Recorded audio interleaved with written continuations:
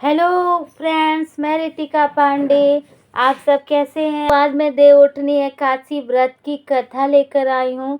तो जो लोग देवउठनी एकादशी करते हैं, तुलसी विवाह करते हैं, तो उन्हें ये कथा ज़रूर सुननी चाहिए। तो ये वीडियो को आप पूरी देखिएगा तो आपको फल मिलेगा। आधी अधूरी कथा नहीं छोड़नी चाहिए। तो अगर आपके पास टाइम हो तभी वीडियो को देखिए, पूरी देखिए। तो अगर आप चैनल पर न्यू हैं तो सब्सक्राइब कर दीजिए। मेरे चैनल पर पहली बार आए हैं तो लाइक शेयर कमेंट ज़रूर कीजिएगा।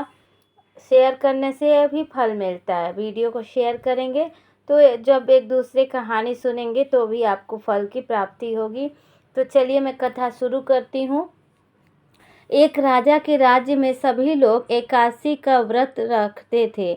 प्रजा तथा नौकर चाकरों से लेकर पशुओं तक को एकादशी के दिन अन्न नहीं दिया जाता था। एक दिन किसी दूसरे राज्य का एक व्यक्ति राजा के पास आकर बोला, अधूरी जानकारी बहुत खतरनाक हो सकती है। किसी विषय पर पूरी जानकारी न हो तो चुप रहना ही बेहतर है, ताकि तब राजा ने उसके सामने एक शर्त रखी। जब सामने वाला आपकी भावनाओं को न समझ रहा हो तो मौन रहना ही सही होता है। पर एकादशी को नहीं मिलेगा। उस व्यक्ति ने नहीं करते। छठी बात कर ली। अगर तब पर कोई अपनी परेशानी बता रहा है तो उसे धैर्यपूर्वक सुनना चाहिए। तो वह राजा के सामने जाकर जब तक आपको सही समाधान पता न आने लगा, महाराज इससे मेरा पेट नहीं भरेगा, मैं भूखा ही मर जाऊंगा। आपसे नाराज है मुझे अन्न दे दो। राजा ने सामना मौन रखकर करना चाहिए। बात यह दिलाई कि पर वह अन्न छोड़ने की राजी नहीं हुआ।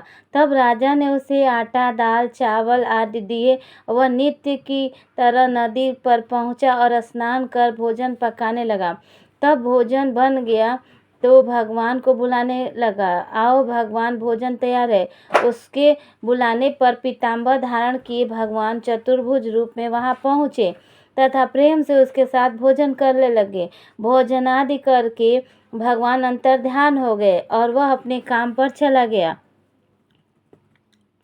15 दिन बाद अगली एकादशी को वह राजा से कहने लगा, महाराज मुझे 2 गुना सामान दीजिए। उस दिन तो मैं भूखा ही रह गया। राजा ने कारण पूछा तो उसने बताया कि हमारे साथ भगवान भी खाते हैं, इसीलिए हम दोनों के लिए ये सामान पूरा नहीं होता। यह सुनकर राजा को बड़ा आश्चर्य हुआ। वो बोला, मैं नहीं मान सकता, भगवान तुम्हारे साथ खाते हैं। मैं तो इतना व्रत रखता हूँ, पूजा करता हूँ, पर भगवान ने मुझे कभी दर्शन नहीं दिए।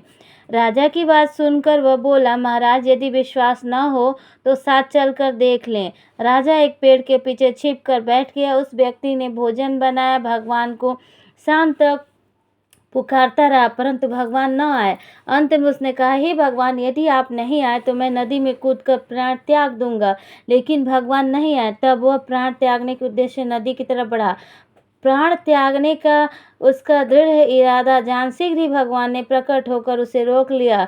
साथ बैठकर भोजन करने लगे। खा पी कर वे अपने विमान में बिठाकर अपने धाम ले गए। यह देखकर राजा ने सोचा, व्रत उपवास से तब तक कोई फायदा नहीं होता जब तक मन शुद्ध न हो। इससे राजा को ज्ञान मिला। वह भी मन से व्रत उपवास करने लगा और अंत में स्वर्ग को प्राप्त हुआ। देव प्रबोधनी व्रत एकादशी की पहली कथा समाप्त हुई। अब दूसरी कथा। एक राजा था, उसके राज्य में प्रजा सुखी थी। एकादशी को कोई भी अन्न नहीं बेचता था, सभी फलाहार करते थे। एक बार भगवान ने राजा की परीक्षा लेनी चाहिए। भगवान ने एक सुंदरी का रूप धारण किया तथा सड़क पर बैठ गए। तभी राजा ने उधर से निकला और सुंदरी को देख चकित रह गया। उसने पूछा, हे सुंदरी तुम कौन हो और इस तरफ क्या यहाँ क्यों बैठी हो? तब सुंदरी स्त्री बने भगवान बोले, मैं निराश्रिता हूँ, नगर में कोई जाना पहचाना नहीं है, किससे सहायता मांगो? राजा ने उसके रूप में मोहित हो गया। वह बोला, तुम मेरे महल में चलकर मेरी रानी बनकर रहो। सुंदरी बोली, मैं तुम्हारी बात मानूंगी, पर तुम्हें राज्य का अधिकार मुझे सौंपना होगा। राज्य पर मेरा पूर्ण अधिकार होगा। मैं जो भी बनाऊंगी तुम्हें खाना होगा। राजा उससे के रूप में मोहित था, अतः उसने उसकी सभी बातें शर्त स्वीकार कर ली। अगले दिन एकादशी थी। रानी ने हुक्म दिया, बाजारों में अन्य दिनों की तरह अन्न बेचा जाए। उसके घर में मांस मछली आदि पकवाए तथा परोस कर राजा से खाने के लिए कहा। यह देखकर राजा बोला, रानी आज एकादशी है, मैं तो केवल फलाहार ही करूँगा। तब रानी ने शर्त की बात याद दिलाई, बोली या तो खाना खाओ और नहीं तो मैं बड़े राजकुमार का सिर काट लूँगी। राजा ने अपनी स्थिति बड़ी रानी से कही तो बड़ी रानी बोली, महाराज धर्म न छोड़े, बड़े राजकुमार का सिर दे दे। पुत्र तो फिर मिल जाएगा पर धर्म नहीं मिलेगा। इसी दौरान बड़ा राजकुमार खेलकर आ गया। माँ की आंखों में आंसू देखकर रोने लगा। कारण पूछने लगा तो माँ ने उसे सारी वस्तु स्थिति बता दी। तब वो बोला, मैं सिर के देने के लिए तैयार हूँ, पिताजी के धर्म की रक्षा होगी, जरूर होगी। राजा दुखी मन से राजकुमार का सिर देने को तैयार हुआ। रानी के रूप में भगवान विष्णु प्रकट होकर असली बात बताई, राजन तुम कठिन परीक्षा में पास हुए।